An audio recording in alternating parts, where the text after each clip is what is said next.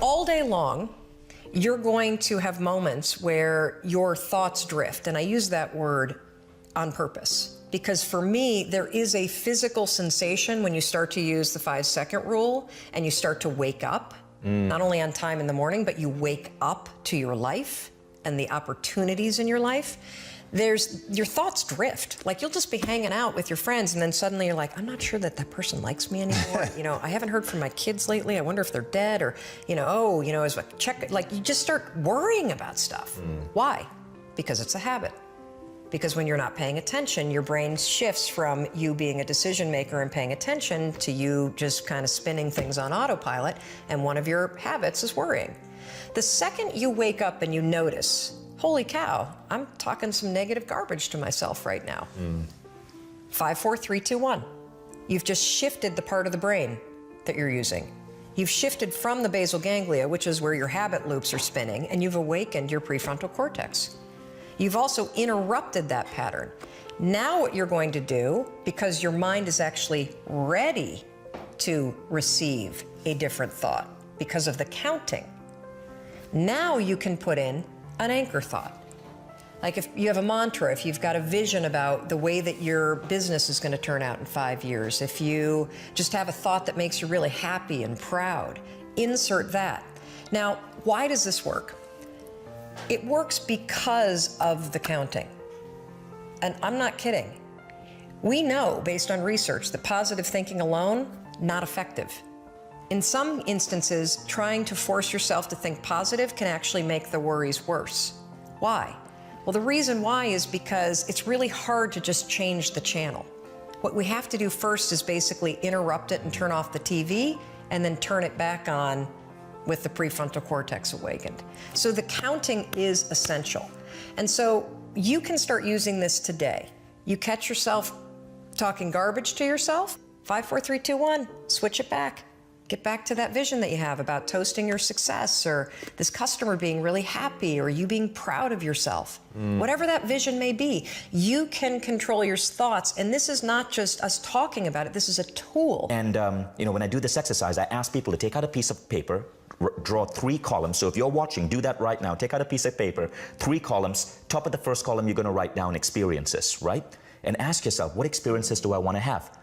Who do I want to wake up with? What type of house do I want to live in? What countries do I want to visit? Where do I want to travel to? What adventures do I want to have, whether it's climbing Mount Kinabalu or hiking the Andes? What type of family life do I want? What dog do I want? The beautiful thing about experiences is often they don't require that much money. It's crazy. We associate money with happiness, but often the most beautiful experiences in life require no money. Almost any human being today can fall in love, can make a baby. These are some of the most profound experiences I've had. So the first thing is you make a list of your experiences. Now the second thing is you ask yourself this question. For me to be the man or woman who has all of these experiences, how do I have to grow? And here we come to the second list. See, I believe we are souls having a human experience here on planet Earth. But these souls are not just here to explore all of these wonderful things about being human. I believe as souls, as human beings, we crave growth. Human beings are growth-driven machines. And so you make that second list. And that second list is, how do I want to grow? How can I learn to be a better father, a better spouse, a better lover? What languages do you want to learn? Do you want to learn a musical instrument? Do you want to learn to write? Do you want to learn to play a particular sport or learn a particular skill? What many people don't realize about the world is that growth is a goal in itself. It's one of the key things that drive us forward as human beings, but very few people write down growth as goals. It's because the education system, which tries to teach us to grow through forced learning, makes many people dread learning. So growth becomes that second list. Now you have 2 lists, your experiences and your growth. Now you ask yourself the third question, and the third question is this: to be that man or woman who has all of these experiences, to be that man or woman who has grown in such a way, how can I give back to the world? And there's a very important reason for that question. The Dalai Lama said, if you want to be happy, make other people happy. And I believe that when you do these 3 most important questions, that third category is what truly leads to fulfillment. It's when you can take your growth, you can take your experiences and contribute to fellow souls, contribute to the human race. You've learned entrepreneurship, great, mentor someone, mentor a kid who wants to get there. You have the ability to sing, figure out how to use it to deliver, beautiful music to inspire people. So your list of contributions becomes your steps for you to give back to the world, because that takes you beyond pure happiness into fulfillment. Now, when you have this list, experiences, growth, and contribution, this becomes your goal list. Everything else is just a means goal. Now, when I started creating this, I found that it allowed me to rewire my brain, to shortcut and bypass so many bullshit rules, to go straight to these final items, to go straight to ways I could contribute, ways I could grow, ways I could have these beautiful experiences. And often these were unconventional paths. Like when I started my company, I didn't work with any investors or VCs. I decided to start my own university, which is happening in Barcelona, but it all came because when you have done the three most important questions, you get to short circuit the rules of the culturescape and figure out shorter paths towards true human fulfillment. Actual questions that coincided with milestones or inflection points, or just a fork in my own life. And some of them would be, for instance, what if I did the opposite for 48 hours? It's a very recoverable experiment, right? If it doesn't work, then I can always go back to what I was doing. Doing the opposite meant making my calls between, let's just say, 6:30 and 8:30, and then 5:30 to 7:30. And it was just a hypothesis. Maybe I can get a hold of the people I need to get a hold of more effectively when the gatekeepers aren't there. Right. And that's exactly what happened. Wow. And I started booking more meetings and closing more deals than the majority of the guys in the company. And it was just from asking that question. What if I did the opposite for 48 hours? And you can apply that to many, many things. Right? Some of the others would be, well, this is one I asked in 2004. If I had a gun against my head and could only work 2 hours per week, what would I do? I know it's impossible. What would I do? And that type of ludicrous question was necessary to break my thinking patterns and stress test my own assumptions of what was possible. And you find that that is a learnable skill. I'll give you another question that I think you'll really like, which is one of the 17. What can I learn from the people I hate the most? Wow. Now this does two things. It forces you to separate your morality from your search for effectiveness. Right. It also helps you to develop some degree of empathy. And those two are very powerful. So what can I learn from the people I hate most? Wow. Is a very, very useful practice. So I'll journal on that very often. In terms of patterns, we were talking about some of the things I've spotted.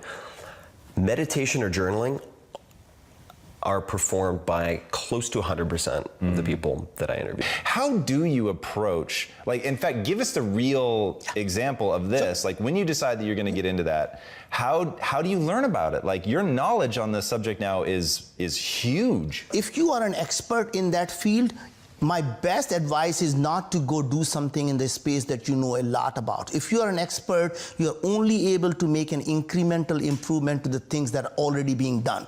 So I always tend to, this is my Because you've limited your own way of thinking? Because you take many of the things as granted. That means the foundational things that you have, you take them as granted. You don't even question them. That is how it is done. When you come from outside the industry, you're able to question every single thing that people have taken it for granted. So if you think about, this is my 7th company, and I have never started, no two companies have ever been in the same industry. Wow. Right? When I started space, I had no idea how somebody's going to go to the moon. My first question when somebody asked me that was, I have no idea, it keeps moving. Every time I target, it moves. Then I understood there is orbital dynamics around it, right? That became really easy. So I was known as the space junkie. because I started to learn about space. And then when I saw this technology at Los Alamos National Lab, that they're able to analyze the body, every single thing that's going inside, it was fascinating enough. Then I said, you know what, I am going to go start reading. And when I go, my first approach is to go find 10, 20 books that I can read. I never like to read one book, because then you are more or less, that person's belief system becomes your belief system. Yeah. So what I do is I read 20 different authors, because then I want to see where the people differ from. So I can form the opinion, because now I know what everyone else is saying. Then I start reading all the science journals. What do you do when you encounter something though that you don't understand? Like, So the the- microbiome is so vast. So the thing is, you need to understand the basic vocabulary. So as you know, I'm also on the board of Singularity University. And being on the board of Singularity University, it gives me the basic background of what is genetics, what is epigenetics, what is the nanotechnology, what is the neuroscience, and the basic vocabulary. Once you have that, you're able to make a lot more sense when you read the articles, when you read the books. And then what I do is, in each subject, that when I'm learning, I set my Twitter feed only for the science journal, only in that field. That means I'm going to be looking at the Science magazine, the New Scientist, and every single science magazine that has the articles about that subject. And when I wake up in the morning, I get up around 4:30 in the morning, and I spend the first 2 hours just going through every science journal, what has come out since I went to bed. I love that. Right? And then once I know that, then I start to learn and start to ask people. I would call the authors of the book. I'll meet the people. How And often do they take your call because you're Naveen Jain though, or like could anybody do it? so that more often than not, you reach out to them on social media. And I would say 90%. I love how socially savvy you are. It's awesome. 90% of the time, you reach out to people on LinkedIn, you reach out to them on Facebook, or you reach out to them on Twitter and say, I just finished reading your book, really loved the following section. I have one thought, I want to run it by you and see what you think of it. Very rarely somebody's going to say, no, I don't want to talk to you. Be prepared in life for a lot of rejection. Because if you're prepared for a lot of rejection, it comes, you don't get turned off, you don't get disappointed, like, well, I'm not going to do this anymore, no one thinks it's a good idea. It's like I say selling encyclopedias, knock on 100 doors, they slam them in your face. You must be just as enthusiastic on door number 101 as door number 1. And that's one of the real secrets. And growing up as kids in downtown LA, we all knew that. We didn't have a lot. We knew there's a lot of things that are going to turn you down. At 7, trying to sell a flower pot on the street, most people said no, but it's only 50 cents. No, no, no. Soon a waitress in a little restaurant said, only 50 cents? That's really great. She bought it from us. And we went and built another one. You don't give up. That really is like one of the secrets to the universe, in my opinion, that ability to stay as enthusiastic on door 101 as you were on door 1 when you had it slammed in your face over and over and over. Is that something you can teach? Like, in fact, have you parted that onto your kids? Like, is that something that they've adopted? And if so, how did you pull that off? Definitely. It's just like your viewers of your fabulous show here. They've just heard me say that. Now, if they write that on a piece of paper, be prepared for a lot of rejection. Whether it's in their personal life, that someone says, you're too old, you're too fat, you're too young, you're not going to do anything other than yes. You've got holes in your nose, you got things coming out your ears. Whatever is other than yes, this is wonderful, realize that's going to happen in life. As soon as people know that, when something goes wrong, they look at a piece of paper, oh yeah, that reminds me. The other quote that I give people a lot, especially entrepreneurs, is any business you're in, whether it's a service or whether it's a product, or anybody you work with that has a product or a service, always make sure that your product or your service is of the highest quality you could ever make it, because you do not want to be in the selling business. You want to be in the reorder business. Granted, you've got to tell somebody what your idea is, and how it's going to cure something they may need. But the quality has to be so good that after that they want to reorder it, or if it's a one-time item, tell friends about it. And if people think in whatever they're doing in life, be in the reorder business, whether it's with a personal relationship, whatever you see right now, you're going to see again and again and again. It's going to enhance. There'll be ups and downs. Here's my product. It's so darn good, you're going to use it. We started Paul Mitchell. We had no money, but we knew our product was so darn good that if we got in the hands of enough people, they're going to be reordering it because it was that quality. Service the same way. Can you train to be more insightful? Absolutely. All right, how do you do that? So here's a simple exercise for everybody watching. And I guarantee you that 30 days from today, from when you watch this, you will have more deal flow than any venture capital firm in Silicon Valley. Take a piece of paper and today write 3 problems in your life. I had traffic this morning, I forgot to take my medicine, whatever it might be. But do this every day for a month. Because what you're going to find is the first day it's kind of easy. Maybe the second day. But after that, you're going like, okay, I wrote down my problems. So what else is a problem that you aren't identifying because you've accepted that's the way it is, that's the way it's always been that. You work at a big corporation, well, this is the way we do it. Well, you're going to go out of business doing that. And then when you have those 90 ideas, what are you passionate about and what affects the most people? And the intersection of those two, in your life, you were passionate about nutrition, that it could change people's lives, okay? And you saw a way that you could financially impact them with a healthy bar. Right. And those intersections led to success. Your insight got you there, and you solved for a whole bunch of people.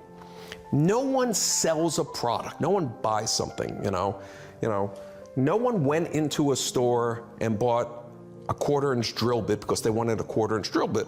They wanted a 1/4-inch hole. Right. Right? Very well said. Yeah. Somebody made the drill bit because you wanted a hole, okay? Right. So fill those holes. That's all, that's as simple as it can be.